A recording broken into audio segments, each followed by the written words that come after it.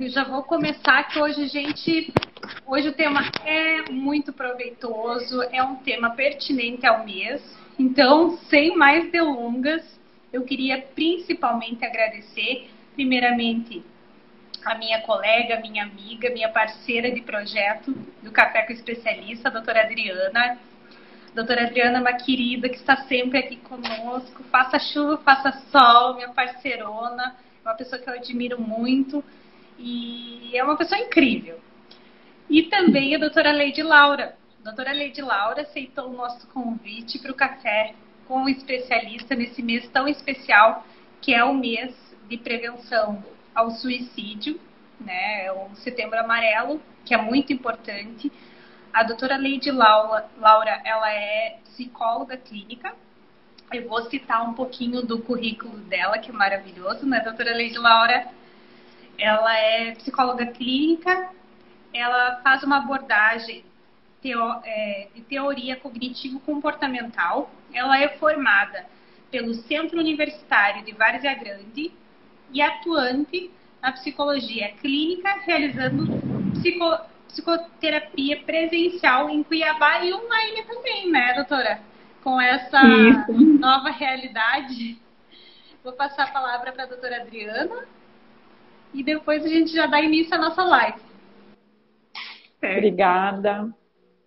A Bruna é uma profissional que eu admiro muito, uma grande previdenciarista aqui da minha cidade, divide comigo a paixão pelo direito previdenciário.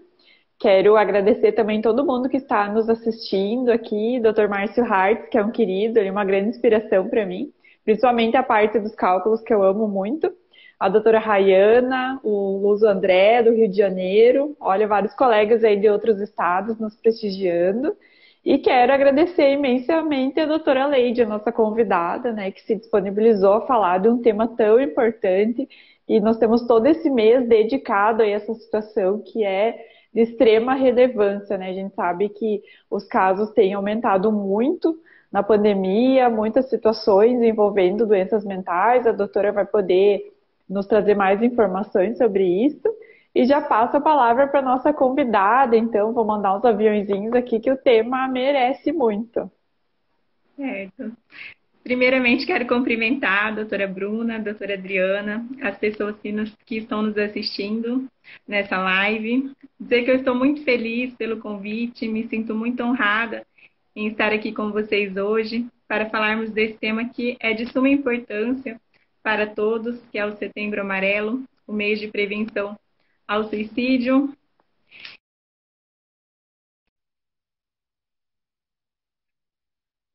Que tem coisas que parecem tão óbvias, né? Mas que, por serem óbvias, a gente precisa falar porque acaba passando batido no dia a dia.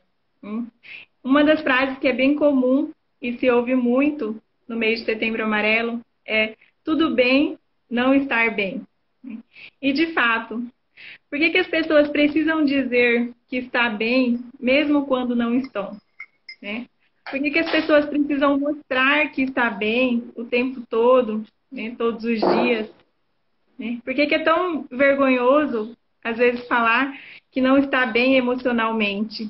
Né? E eu percebo que essas questões, elas cabem mais quando são psíquicas e emocionais. Porque quando as pessoas elas têm um problema externo ou uma doença física, ela acaba falando sobre isso, né?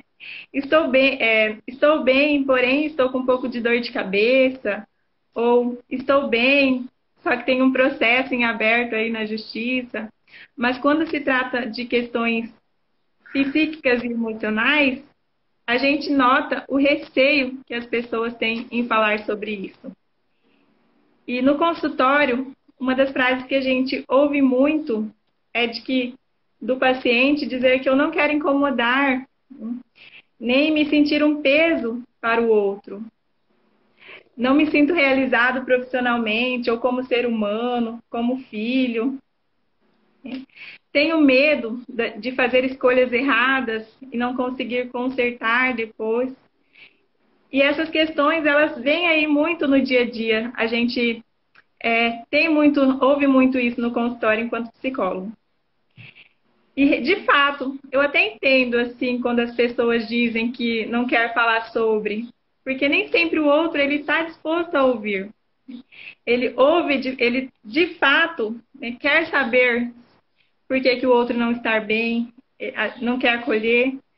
Então, a pessoa que está sofrendo acaba não dizendo pelo medo de parecer vitimismo, né? Vão dizer que é mimimi. E por isso que é muito importante a gente debater esse tema, principalmente para quebrar aí os tabus que ainda existem sobre falar do suicídio.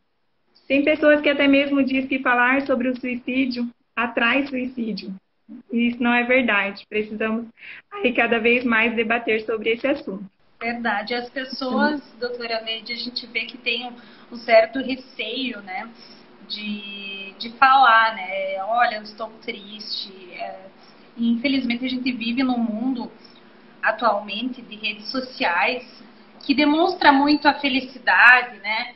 Uma vida perfeita, mas até tem aquela frase que aparece seguidamente no Instagram, no Facebook, que é: e fora dos stories, você está bem, né? E às vezes as pessoas postam e se baseiam nessa felicidade, nessa vida perfeita que não existe, né, doutora? Não. Parece que na sociedade não há lugar para o medo, para a tristeza, para o fracasso, para desistências, né? Erros, dúvidas. A gente só quer mostrar e falar sobre as coisas boas, só demonstrar os lados bons, mas é impossível o ser humano estar bem todos os dias. E se você acha que você está bem todos os dias, procure ajuda, né? Porque não tem como estar bem todos os dias. Eu Muito quero bem iniciar colocado também isso. contando a história do Setembro Amarelo para vocês. Não sei se muitos já ouviram ou não, mas o Setembro Amarelo iniciou-se nos Estados Unidos quando um jovem chamado Mike N, de 17 anos, cometeu suicídio em 1994. Em um momento de desespero, de angústia, onde ele não encontrou palavras para pedir ajuda. Mike era conhecido por suas habilidades mecânicas. Ele comprou e reformou um carro Ford Mustang, ano 68, e pintou de amarelo. E por causa dessa grande paixão pelo carro, né, no dia do seu velório, as pessoas, os seus pais e amigos, eles escreveram cartas com fitas amarelas. Nas cartas diziam que existem pessoas que se importam com você. E se você estiver precisando de ajuda, entregue essa carta para um professor, terapeuta, médico, amigo ou familiar. Em questão de semanas, essas cartas repercutiram muito e começaram a aparecer pessoas pedindo ajuda através das cartas. Eu gosto de contar essa história porque mostra exatamente que o pedido de ajuda através das cartas fez com que as pessoas aparecessem. Então, muitas pessoas não conseguem pedir ajuda no momento de sofrimento. Elas sinalizam de alguma forma, seja verbalmente, seja às vezes até demonstrando, né, em atitudes. E é importante falar sobre isso para que nós todos fiquem atentos aos sinais que as pessoas do nosso convívio transmitem. Então, falar sobre o suicídio é importante. Eu gosto de abordar isso de uma forma educativa, né? De falar sobre os fatores, de como agir, né? O que fazer se você encontra uma pessoa ali naquela situação. E dessa forma que eu quero trazer aqui para vocês hoje. Então, o suicídio... Só um pouquinho. O suicídio ele é um ato deliberado ali executado pelo próprio indivíduo cuja intenção seja a morte. Então, ele usa um meio que ele acredita ser letal. E também faz parte ali habitualmente, né, que chamamos de comportamento suicida, os pensamentos, os planos e a tentativa de cometer o suicídio. E a gente vê, doutora Leide, que geralmente as pessoas ficam também receosas, até pela família, pelos amigos. Muitas vezes as pessoas ficam, né, tem a depressão, tem uma uma incapacidade psicológica, né, que tem essa dificuldade de externar pelo preconceito que elas vão sofrer, né? Eu não sei o que a senhora pensa sobre isso, mas pelo preconceito, porque às vezes as pessoas dizem, é falta de Deus, isso é frescura, mas a gente vê, eu, doutora Adriana, como previdenciaristas, a gente vê que tem um monte de pessoas, a gente trabalha com incapacidade, né, que elas não têm vontade, elas perdem aquele sentido de viver, né, e só tratando, externando, conversando com o profissional para tratar isso, né? E tem que procurar ajuda. Eu queria destacar aqui a doutora Jaqueline, que ela falou assim, verdade, é difícil para quem sofre externar, né? É muito mesmo. difícil, realmente. Doutora Gracileide Queria nos acompanhando, um abraço. Queria cumprimentar a Graça também. A gente está por todo o Brasil. É muito chique a nossa live. Acontece muito, né, doutora Bruna, até ia comentar isso, porque eu tenho clientes em todas as fases, assim, de depressão, com ideias suicidas, e muitos, às vezes, eles me contam coisa que eles dizem assim, eu não posso falar isso para minha família, porque minha família não aceita, minha família não me entende. Então, às vezes, começa na própria família, né, essa fase de negarem a doença, de não se sensibilizar, não aceitar, achar que às vezes a pessoa está tentando chamar atenção ou alguma coisa que não é, mas na minha visão eu acho muito importante que qualquer sinal, qualquer diferença no comportamento, né, seja anotado. Agora a doutora também vai poder esclarecer melhor e falar mais sobre isso. E até tem uma pergunta já para a doutora Leite, já pensando em responder a doutora Jaqueline, que ela fala, qual seria a maneira adequada de abordar alguém para oferecer ajuda? Quando a gente vê que uma pessoa está deprimida, está com alguns problemas que a gente vê que é mais depressivos, assim, né? A gente verifica como é que é essa abordagem. Muito boa pergunta, né? Vou responder mais para frente ela. E como a doutora falou, né, sobre os preconceitos que a pessoa recebe, até mesmo a família enlutada, né, é muito julgada, recebe muitos preconceitos, tem vergonha de falar que o familiar ali cometeu suicídio, tem essas questões religiosas. E eu vou estar respondendo, né, no decorrer. Eu quero falar agora sobre os fatores, os principais fatores que influenciam. E realmente o debate ele é importante por causa disso, porque muitas pessoas elas tratam aí a outra com não entende o que ela está passando por essa questão, às vezes por falta de conhecimento sobre o tema, sobre o assunto. Então, os principais fatores, mais de 90% das pessoas que cometem o suicídio, ela tem algum transtorno mental, depressão, transtorno bipolar, uso abusivo de álcool e drogas. E além desses fatores, existem outros, né, que são os problemas de relacionamento, seja conjugal ou familiar,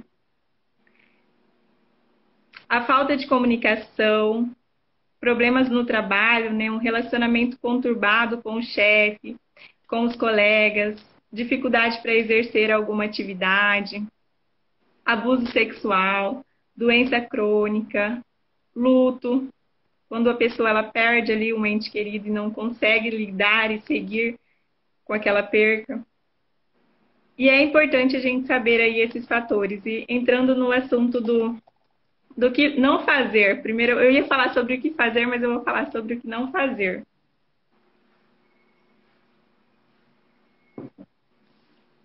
Como a doutora já citou, não diga que é falta de Deus, frescura, mimimi, falta de vontade própria em se ajudar, preguiça. Muitas pessoas, inclusive, desafiam, né, essas pessoas. Dizem que quem quer se matar não se mata, faz, né? E isso é um desafio. Nunca diga isso. Nem minimize a dor do outro. É comum as pessoas dizerem: fulano de tal passa por situação pior e não tá assim. Como assim, né, dizer isso? Ninguém sabe a dor do outro, né? Às vezes algo que é importante para nós não é para o outro. ou vice-versa. O que você pode fazer, como a Jaqueline, se eu não me engano, perguntou, é acolher, oferecer uma escuta. Diga que você está disposto a ajudar. O que eu posso fazer para te ajudar? Ouça sem julgamentos. E, de fato, esteja preparado para ouvir. Hoje em dia, nos cumprimentos das pessoas, a gente vê, né, que antes falavam, olá, como vai? E ali começava uma conversa. Hoje, só bom dia, tudo bem? Olá, tudo bem? Não tem nem espaço para o outro dizer que não está tudo bem. E às vezes a gente percebe assim que as pessoas perguntam isso, é justamente isso que a senhora falou, tá tudo bem? E às vezes não tá tudo bem, né? Mas até que ponto que aquela pessoa vai poder desabafar? Tu tá disposto realmente a ouvir? Quando a gente fala e oferece um abraço, um ombro, um tempo, as pessoas têm que ter ciência que é realmente isso, não é? Às vezes as pessoas até são curiosas, né? Querem saber o que está acontecendo, mas fazem aquelas perguntas sem estar disposto a prestar esse carinho. Porque é um carinho, né, doutora?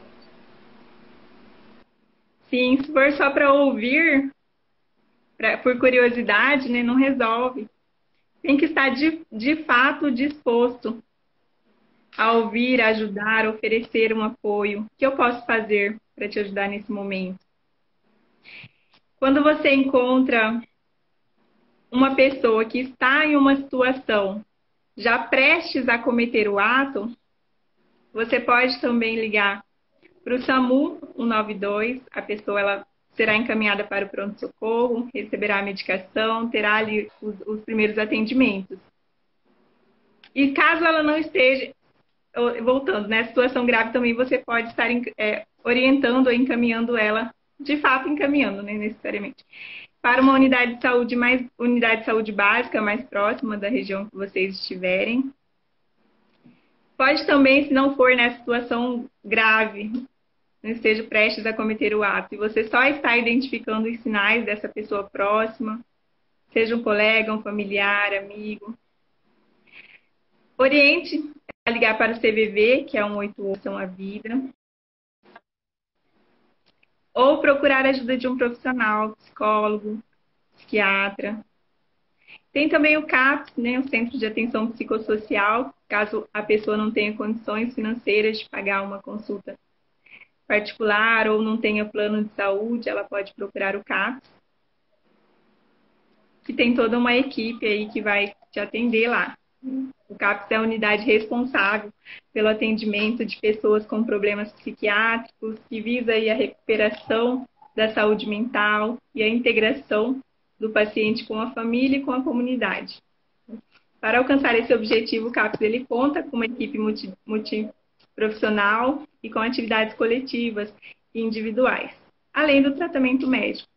Então, vocês podem estar procurando também o CAPS, ou orientando aí a pessoa a procurar.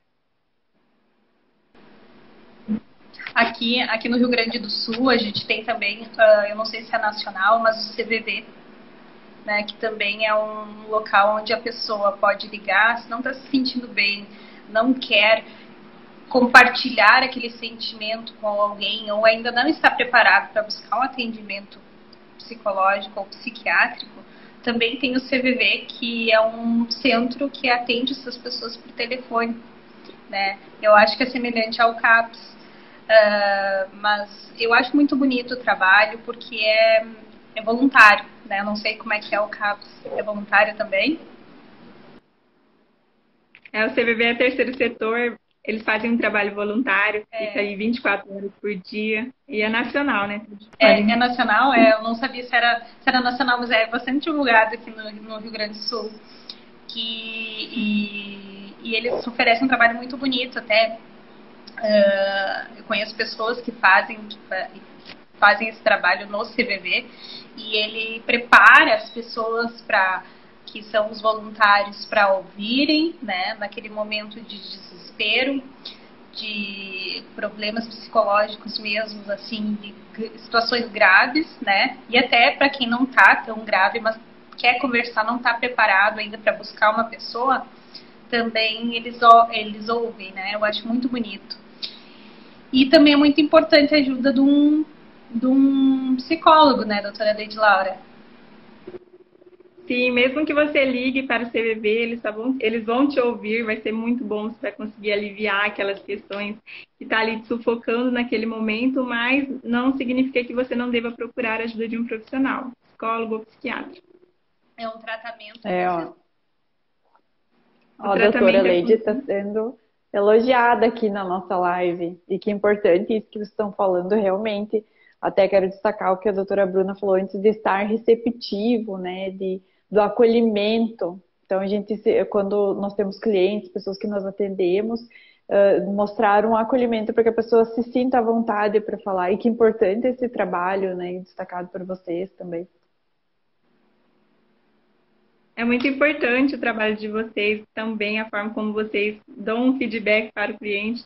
Muitas vezes a pessoa ela está ali esperando tudo naquele resultado daquele processo. Coloca a esperança da vida nele. De repente, ela não ganha. É muito difícil dar essa notícia. E, inclusive, após dar, você pode aí orientar ela o serviço que ela pode estar buscando. E oferecer uma escuta também, acolher. Uhum. A gente geralmente acolhe. Tanto eu como a doutora Adriana, a gente, como eu já falei, a gente é previdenciarista, então a gente se depara muito com esses problemas. E a gente tem, eu acho que a missão de orientar, procurar ajuda das pessoas que ainda não procuram, né, ou têm receio, e também oferecer aquele ombro, né, às vezes o simples fato de você escutar a pessoa, escutar o que ela tem para dizer, às vezes faz toda a diferença. Aqui a doutora Gracileide está falando, às vezes um sorriso faz muita diferença. É verdade. Hoje a gente está num tão difícil que a gente não pode mais, né, ver o tanto sorriso das pessoas, mas os olhos, eles sorriem também. E às vezes um bom dia, uma palavra, oi, tudo bem, como é que você tá? Manda para um amigo que você sabe que não tá bem, no WhatsApp, no Instagram, no Face. E como vai fazer a diferença? Aquela pessoa às vezes está precisando só de alguém perguntar, como é que foi o teu dia? Como é que você está? Você está precisando de ajuda? Né?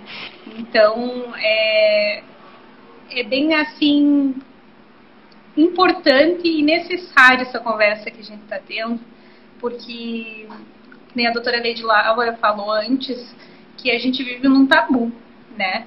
Hoje falar sobre a prevenção do suicídio e as doenças psicológicas e psiquiátricas é um tabu. Então, a gente tem que transformar isso numa situação que as pessoas possam externar e falar. Né? Sim. Você não precisa ser profissional, né, para oferecer essa escuta, para acolher. Não precisa ser um médico, um psicólogo, psiquiatra para oferecer essa escuta. Basta você se sensibilizar, ter empatia pelo outro. Oferecer ali um colo, acolher. Muito importante. Na correria do dia a dia, as pessoas, né, a gente acaba, às vezes, não priorizando, mas a vida, precisamos priorizar a vida, nossa vida, do outro. É verdade. A gente, na correria, às vezes, esquece, mas é importante não esquecer. Eu acho que a pandemia, ela ressaltou muito isso, a necessidade de perguntar e solicitar para as pessoas como é que elas estão, né? Porque a gente já vivia num mundo corrido, onde a gente mal falava com as outras pessoas. E depois da pandemia, eu acho que transformou e ressaltou esses sentimentos que as pessoas se sentiram cada vez mais reclusas, cada vez mais sozinhas. Então a gente vê a necessidade de um com o outro, né? O precisar, o se unir, a empatia, que nem a doutora Jamila, que é a nossa diretora aqui da aba Passo Fundo, está falando, né? Então, é necessário, a empatia é necessária, o carinho é necessário, o escutar é necessário. Que lindas palavras. Muito lindas palavras. Obrigada, mas é muito mais lindo ver a senhora falando. E a doutora Eu tinha Adriana citado, eu tinha citado lá atrás sobre os fatores, e eu tenho o transtorno de bipolaridade, muitas pessoas não conhecem, acredito, eu vou falar um pouco sobre ele, que é um transtorno de humor, ele, que fica dividido entre dois polos, o depressivo e a mania. Quando a pessoa ela está ali no estado de mania, ela fica eufórica, tem a sensação exagerada de bem-estar, poder, autoconfiança excessiva, sem razão específica. Sabe aquela sensação de ganhar na loteria? Imagina se você acaba de ganhar na loteria. A alegria, o misto de sensação que você fica.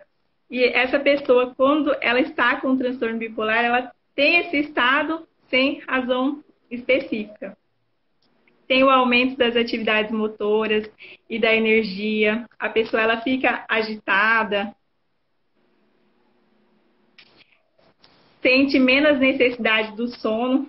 Muitas vezes ela dorme ali 3 horas por noite e consegue estar disposta no dia seguinte. 3 horas é muito pouco, né? A gente não consegue. Então imagina nessa situação. Tem os pensamentos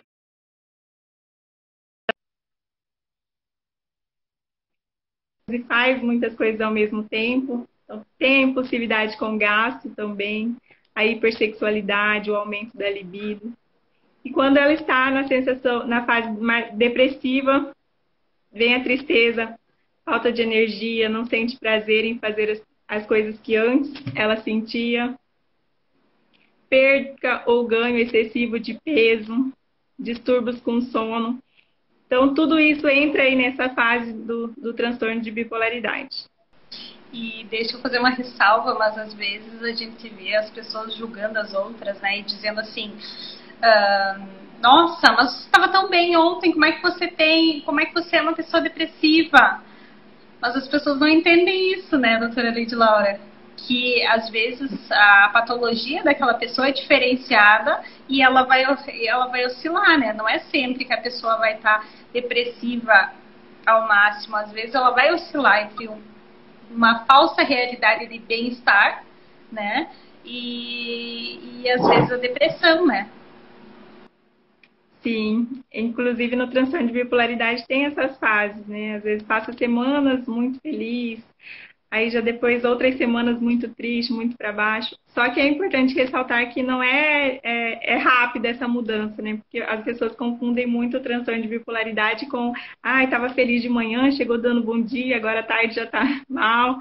Então, não o transtorno de bipolaridade é muito difícil de ser identificado. Ela tem essa mudança aí de humor, mas é coisa de longo prazo, não é de um dia, assim.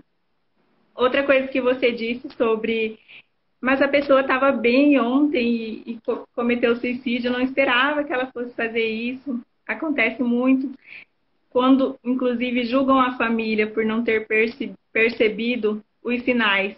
E, de fato, nem sempre as pessoas, a família, as pessoas do convívio vai perceber. Eu citei um dos principais fatores, mas os fatores são múltiplos.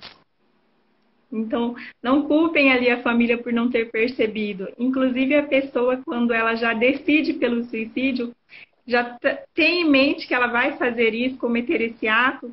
Às vezes, ela até sai, de fato, para comemorar, para se despedir, sem que as pessoas percebam. E aí vem no outro dia a mensagem, né? Mas ele estava tão feliz ontem e cometeu isso. Então, nem sempre as pessoas vão perceber e não julguem quando isso acontecer. Porque a família ela já sofre muito, né? Ela já está naquela situação de perder a pessoa e ainda ouvir julgamentos é muito difícil. É verdade, muito triste isso, né? É verdade. A doutora Jaqueline, ela fala assim, tá sorrindo no Instagram? Como? Né? Ela faz uma narratória. Muito comum que digam isso. Transtorno bipolar medicado aqui. Como é importante procurar ajuda médica. Sim. É verdade. Muito importante. A medicação também muito importante nesse sentido, junto com a psicoterapia, um trabalho conjunto, visão do bem-estar do indivíduo. É verdade. Até que no meu escritório, eu como a doutora Bruna, como a gente trabalha com bastante doença, benefícios por incapacidade, até antes a doutora estava comentando ali sobre a questão que oscila. Às vezes, uma coisa que eu sinto nos meus clientes é que os próprios médicos parece que têm um preconceito e não fazem essa distinção que é uma doença que um dia a pessoa pode estar muito bem, passar uma fase e em seguida vem uma fase de ficar muito para baixo e muito deprimida. Às vezes eu sinto isso, que parece que os próprios médicos, claro que a gente sabe que uma perícia médica judicial é pouco tempo para se analisar a situação, queria ver se a doutora também percebe isso e a opinião da doutora Leide. Infelizmente, quando eu falo que a gente tem que debater para todo mundo ficar mais atento com as questões que influenciam, é de modo geral, todo mundo mesmo, inclusive também entre aí os médicos, porque acontece de fato o que você falou. Às vezes tem um caso que uma pessoa foi, procurou atendimento no meio da madrugada e a enfermeira disse: você não queria se matar nada, só queria estragar meu plantão, da próxima vez você faz isso e aquilo. Nossa. E é muito triste quando você depara com esse tipo de profissionais, com as pessoas, como eu disse, desafiando o outro que já está naquele sofrimento, e aí ela pensa, se a própria médica diz isso, é porque não tem jeito mesmo, né? Uhum.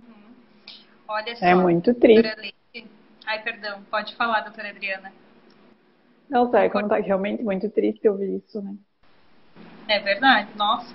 E antes de fazer uma perguntinha aqui que tem para a doutora Leide, eu noto que realmente, também noto o que a doutora Adriana falou, e antigamente não, faz uns 2 anos atrás, antes da pandemia, a gente via notícias nas redes sociais e até em sites jurídicos dizendo que tinha peritos médicos e que olhava o Instagram e Facebook e redes sociais das pessoas para ver se realmente tinham transtornos psicológicos ou, enfim, patologias psicológicas. E eu acho isso totalmente equivocado, né? Olhando da parte advocatícia, porque realmente as pessoas, não vão postar o que realmente ninguém posta, ninguém coloca no Facebook, no Instagram, nas suas redes sociais que está mal. As pessoas vão postar que estão felizes, né? E não significa que uma pessoa postou que está sorrindo, que ela está feliz, né? Então eu noto isso e realmente tinha essas histórias já faz um tempo, não sei se está sendo feito ainda, mas eu acho equivocado, não sei o que a doutora Leide Laura nos fala. Mas antes dela falar, eu vou fazer uma perguntinha aqui. A doutora, eu não sei se ela é advogada, enfim, é um ouvinte. Ela está falando: o que fazer quando a pessoa sofre com depressão e recusa ajuda? O que ela pode fazer, doutora Leite? O que as pessoas que estão assistindo essa depressão dessa pessoa pode fazer? Eu acho que de início é muito difícil mesmo a pessoa, às vezes, recusar, porque a situação que ela está de sofrimento, ela tem já o pensamento distorcido sobre muitas coisas. E conforme você vai acolhendo, você vai mostrando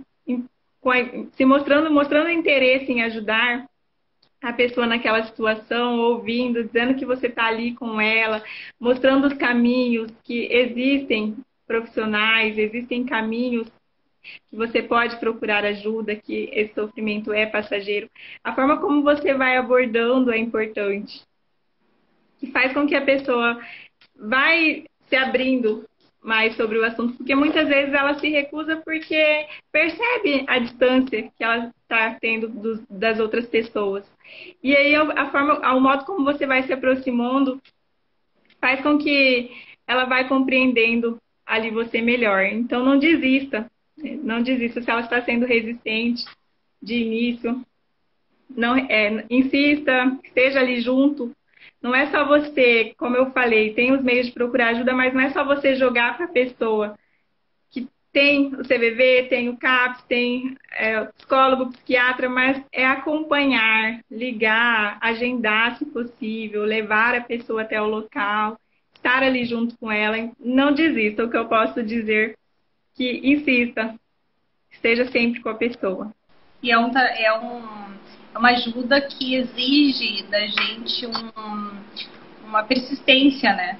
Não é da noite para o dia que aquela pessoa vai sarar. Não, demora, é algo que demanda um tempo, né? Da paciência. Sim, com certeza. A doutora Jaqueline está dizendo, vocês são ótimas e a live é importantíssima. Gratidão pela partilha. Deixem salva, por favor. Abraço aos colegas e a doutora Laura. Obrigada, doutora Jaqueline. Obrigada por prestigiar, por estar aqui conosco. Muito obrigada pelos elogios. Nossa, olha, está sendo maravilhosa essa live. Doutora, podem conversar, podem falar, que eu estou aqui dando boas-vindas para as pessoas que estão entrando. E realmente é um tema muito importante e eu sempre me fico refletindo quando a gente fala de prevenção ao suicídio, sobre problemas psicológicos e psiquiátricos. Eu tenho uma família, então eu entendo do que é a persistência diária, do que é esse carinho, essa luta, essa paciência. Então, e também compartilho com os meus clientes, né, aqui, alguns deles que têm os problemas. E para mim está sendo maravilhosa essa live, a doutora Neide Laura partilhando muito conhecimento conosco. Doutora Adriana. Verdade, olha quantas informações importantes, né? E que bonita essa mensagem que a doutora está passando, que num caso desse, que a pessoa não é resistente num primeiro momento a aceitar ajuda, que os demais persistam, né? Que as pessoas próximas persistam, porque às vezes a pessoa tem dificuldade de se aceitar, né? Eu conheço clientes que demoram muito tempo para conseguir aceitar que estão doentes, então acho que essa mensagem de persistência aí é bem peculiar, bem importante mesmo. A ajuda da família, dos amigos, dos colegas, é muito importante que todo mundo faça um trabalho em conjunto ali por aquela pessoa. E ouvir sem julgar, né? Sem emitir julgamentos. Porque às vezes, muitas vezes, acontece comigo, com a doutora Bruna, os clientes se sentem à vontade para falar certas coisas. Porque sabem que nós vamos ouvir sem julgamentos. É verdade. Muito bonito, né, oferecer essa acolhida para as pessoas. Inclusive, a iniciativa dessa live, né, de você estar abrindo espaço aqui para a gente falar sobre isso, é muito importante. É um assunto que dá ênfase em setembro, mas que tem que ser debatido, tem que ser colocado em prática o ano todo. É verdade. O Setembro Amarelo não é só no setembro, né? Em todos os meses, todos os dias, né? Essa preocupação tem que ser diária. E deixa eu lhe perguntar, qual é, na sua experiência, qual é o percentual não, mas a maior incidência de qual patologia, assim, clínica, psicológica que existe hoje no seu consultório e que a senhora vê muito frequente?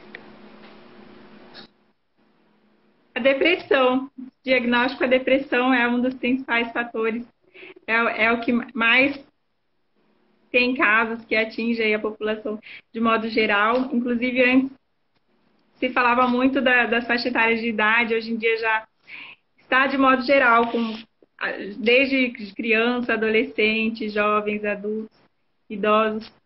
Na faixa etária de 15 a 29 anos, são as maiores faixas etárias de risco.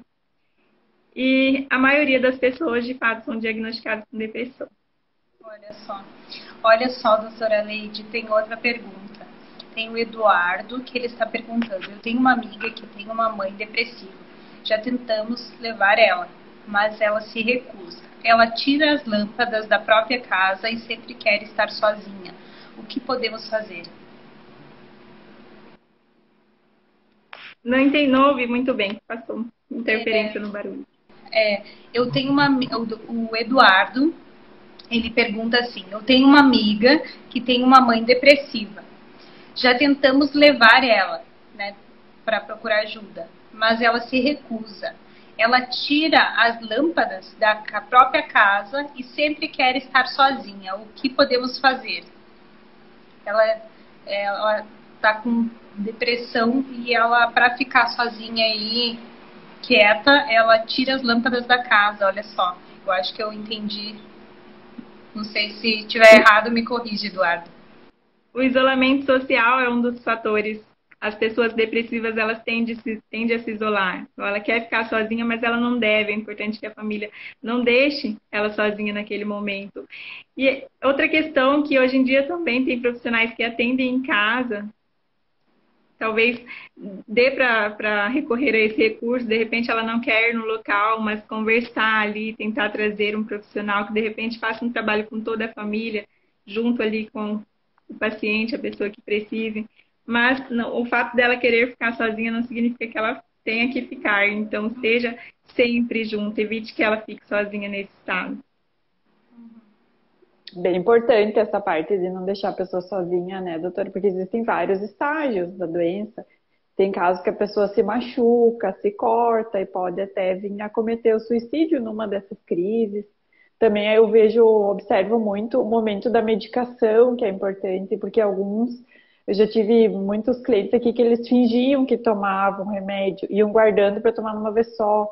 Então, precisava ter um familiar acompanhando ali, principalmente na hora do remédio, para ver se a pessoa tomar certinho também.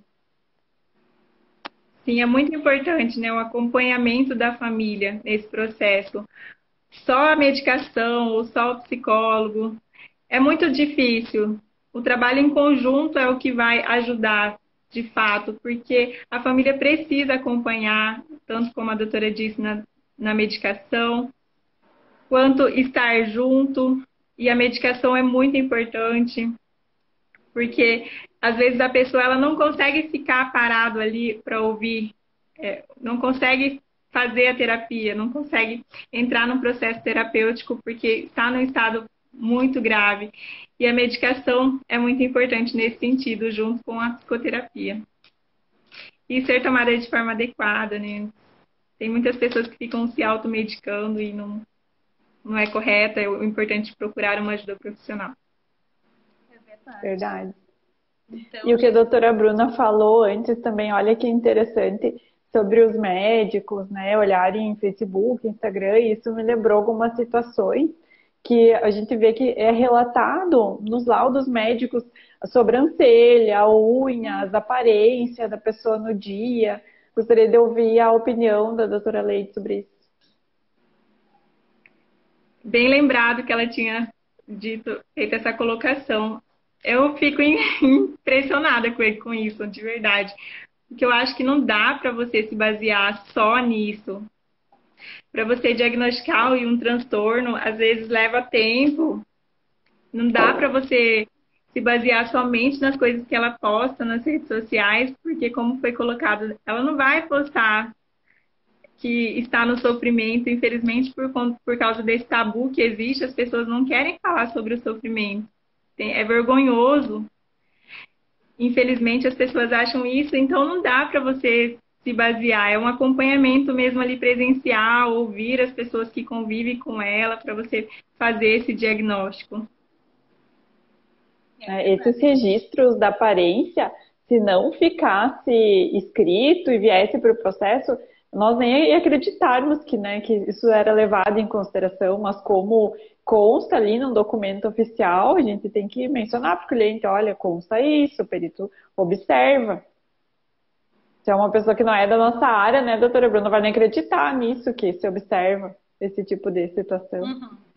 É verdade. É surpreendente. Eu também fiquei bem surpresa, porque, de fato... Higiene, né? Antigamente, as pessoas mais humildes, talvez a higiene não é muito preservada, e com a depressão, às vezes, até é mais, como é que eu posso dizer, deixado de fazer, né? Porque as pessoas não têm nem força para se higienizar. E daí eu já passei casos em que o perito mencionou que a pessoa não fez por gosto. Não é por gosto, é porque a pessoa está com um problema, a pessoa não tem força, a pessoa sequer tem força para levantar da cama. Sim. Foi como eu disse no início, as pessoas, a pessoa depressiva, ela não consegue fazer as atividades básicas, que é escovar os dentes, pentear o cabelo, levantar, fazer as coisas que ela gostava antes, ela não consegue tomar banho. E como dizer que é preguiça? É isso que entra a questão do julgamento. As pessoas dizem que é preguiça, não quer, é falta de vontade em se ajudar. E não é dessa forma. A pessoa ela se encontra num estado de pensamento desorganizado, de sofrimento, de angústia, que nada tem sentido. Quando eu disse sobre as pessoas dar sinais verbalmente, que muitas vezes elas falam, não quero mais viver, a minha vida não tem sentido, meus problemas não têm solução. E é preciso ficar atento nesses sinais verbais que a pessoa dá. É verdade. Não julgar, né? Como eu já disse. Não tem como você dizer que é frescura, que é preguiça.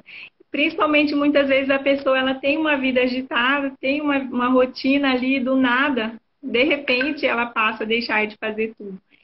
E a gente percebe que não é preguiça, que não é falta de Deus, que não é falta de vontade própria. Ela está passando por um momento difícil, ela precisa de ajuda. E é importante ficar atento a isso. É uma doença muito séria e pode atingir qualquer pessoa, né, doutor? Então, nós também temos que nos colocarmos no lugar do outro. E agora eu vou dar uma faladinha aqui no pessoal que está ligado na live. A Tatiane Fagundes, ela é psicóloga, ela disse como é bom ouvir o tema e ser tratado com tamanho zelo e com a seriedade necessária que o tema exige. Verdade, a doutora Lady Laura aqui está dando show de bola aqui. A doutora Gracileide Bacilar, ela disse, acha um absurdo isso na perícia. Doutora Jamila, inacreditável. Doutora Gracileide, né, falando que infelizmente é muito recorrente. Né? Então não é só nós, viu, doutora Adriana, que vemos, é recorrente. E a doutora Tassiana Modler, ela fala, verdade, inclusive é constrangedor falar isso com os clientes. É verdade, como é que você vai falar? Tem clientes que dão na abertura pra gente conversar, tem clientes que não, né? E às vezes falar um tema tão que foi abordado na perícia, que é tão assim pessoal, e às vezes a cliente tá com a unha a paciente chega com a unha feita, maquiada, não quer dizer nada, né? A sobrancelha alinhada apareceu para mim. Pensa. Muitas vezes, inclusive, ainda está escondendo através de tudo isso, escondendo o sofrimento através disso. Esse momento precisa tomar forma, uma forma organizada, ter mais visibilidade, vistos aí a promover a valorização à vida. E o direito, ele guarda esse sentido também de promover, servindo para provocar mudanças institucionais e sociais, atuando aí para proteger, acolher e anular as diferenças entre as pessoas. Obrigada. Verdade. Olha que palavras bonitas essas da doutora Leite. Verdade. E a gente também, cada vez mais próximo com outros profissionais, por exemplo, os psicólogos, e é importante a gente tratar isso, né? Eu vou falar aqui a nossa assídua ouvinte, a dona Mari Bettiolo, e ela disse, é muito difícil os peritos reconhecerem capacidade no caso de depressão. É verdade. Verdade. Obrigada por nos prestigiar, doutora. Ela está sempre nos prestigiando aqui toda quarta. E já nos encaminhando para o final, eu já vou fazer minhas considerações finais, já vou agradecer essa live maravilhosa. Muito obrigada, Lady Laura, por estar aqui conosco, por ter aceitado o nosso convite, ter falado um tema tão importante. E, que nem a senhora falou, vamos fazer outras lives, que esse tema é importante sempre, né? Não é só no setembro, não é só no setembro amarelo que a gente tem que lembrar que existe pessoas que estão doentes. Não, é todos os dias. Né? Que nem a gente conversou durante a live, oferecer um abraço, uma conversa, um ombro é extremamente necessário. Né? Então eu vou passar minha palavra para a doutora Adriana e em seguida para a doutora Lady Laura. Quero agradecer todos que nos prestigiaram, a doutora Bruna, que é minha grande parceira aqui das lives, né? Mais uma edição do Café com Especialista. A doutora Leide também, que foi maravilhosa, trouxe tantas informações aí úteis, necessárias para a gente ser persistente, insistir na abordagem. E eu acho que o recado que fica é isso, a gente ter atenção, né, com as pessoas que nos rodeiam, com as pessoas que nós vimos no nosso dia a dia, e também, além de ficar atento, ouvir sem julgamentos. Eu acho que isso é muito importante, né? A gente ouvir as pessoas sem julgamento, ou casos que a gente sabe que aconteceu, que nem que triste, o que a doutora citou, de morrer um familiar, e as pessoas, ao invés de ir lá e oferecer seus sentimentos, ainda ficar julgando a família. Claro que a família não ia querer uma situação dessas, né? Ninguém vai querer uma situação dessa. Então, acho que é muito importante isso, sempre a gente ouvir sem julgamentos, e não emitir nenhuma crítica, né? Se é para você emitir uma opinião assim tão desagradável, é melhor nem mencionar nada, né? Num caso desse, assim, que já é tão triste, tão constrangedor para a família. E passo agora para a doutora, quero agradecer mais uma vez e espero recebê-la aqui em outras lives, que realmente o tema é importantíssimo e deve ser conversado e discutido em todos os meses. Eu que agradeço a doutora Bruna, a doutora Adriana, a oportunidade de estar falando sobre esse tema. Agradeço as pessoas que participaram da live, que deixaram um comentário, um elogio. Agradeço a todos, que possamos ficar atentos às pessoas do nosso convívio. E também ter um olhar cauteloso para as situações do dia a dia. E é isso, eu só quero agradecer e me coloco à disposição para quando precisar. Foi um prazer conhecer vocês e estar aqui, ter compartilhado um pouco do meu conhecimento. Prazer é nosso.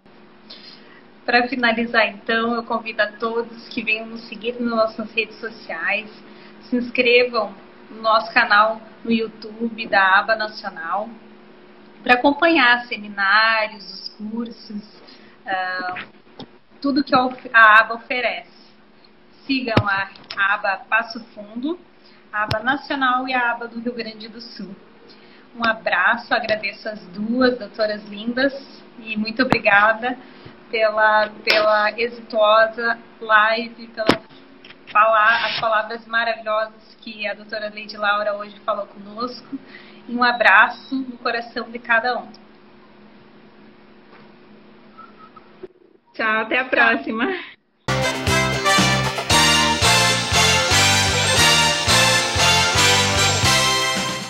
A Câmara de Vereadores de Passo Fundo está sempre ao lado da comunidade e, para manter esse compromisso, foi pioneira em implantar o sistema online para as reuniões e plenárias dos vereadores. Projetos importantes já foram votados, como a contratação de mais profissionais para a área de saúde e a aprovação da liberação de R$3.500.000 do orçamento do município para fazer frente ao coronavírus. Foi criado também um fórum permanente para debater sobre a Covid-19. Câmara de Vereadores, a casa dos grandes debates.